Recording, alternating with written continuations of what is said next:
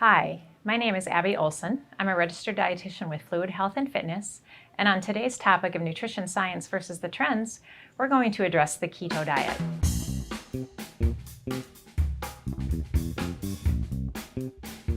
We have discussed the benefits of someone following a keto diet, but this plan isn't for everyone.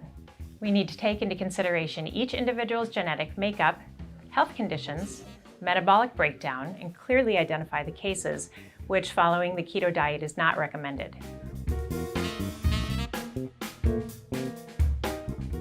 Some specific examples of cases in which an individual should avoid following a ketogenic diet include someone with an eating disorder, Crohn's disease, individuals with current vitamin and mineral deficiencies, a young athlete that needs glucose to provide muscles with energy, a hyperresponder to dietary cholesterol, meaning for certain individuals, there is an increase in LDL cholesterol with dietary changes.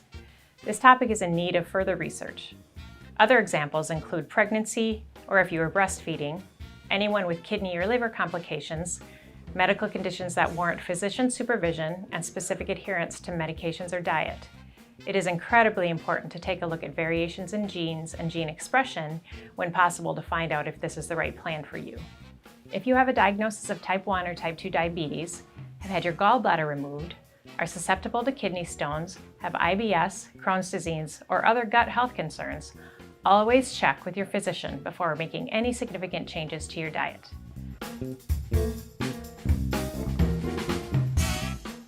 We also need to identify that low-carb diets make it easy to neglect key nutrients like magnesium, calcium, and potassium that we get through high-carb, nutrient-dense foods like beans and lentils, bananas and oats, and other whole grains.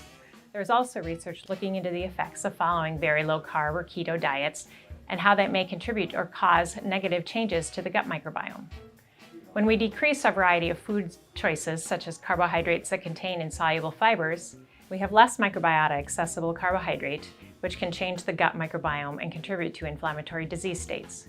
We need to make sure we are feeding our good bacteria, and the best way to do that is to provide our bodies with significant variety in our diets, including resistant starch and prebiotic fibers and insoluble fibers as tolerated. Whole food carbohydrates do not affect the body the same way as processed carbohydrates. Carbohydrates are not bad foods. We need to take a look at the type and amount of carbohydrates being consumed and not group them all into the same bad category. When someone is considering the keto diet, it is important to keep these ideas in mind. Carbohydrates are restricted in order to increase ketones, getting plenty of protein, following a plan with moderate amounts, 1.2 to 2.0 grams per kilogram body weight, paying attention to electrolyte balance, making sure you are consuming appropriate amounts of sodium, potassium, magnesium, and zinc, which are critical to well-being, taking in sources of pre and probiotics that will keep the gut functioning. To maintain any weight loss when following a keto diet, it is important to pay attention to the quality of that fat in the diet, which is more important than the quantity of fat consumed. It is also okay to consume some saturated fats as our bodies become very efficient at utilizing and breaking down fat. And consuming dietary cholesterol, such as eggs and grass-fed dairy, isn't necessarily a health risk.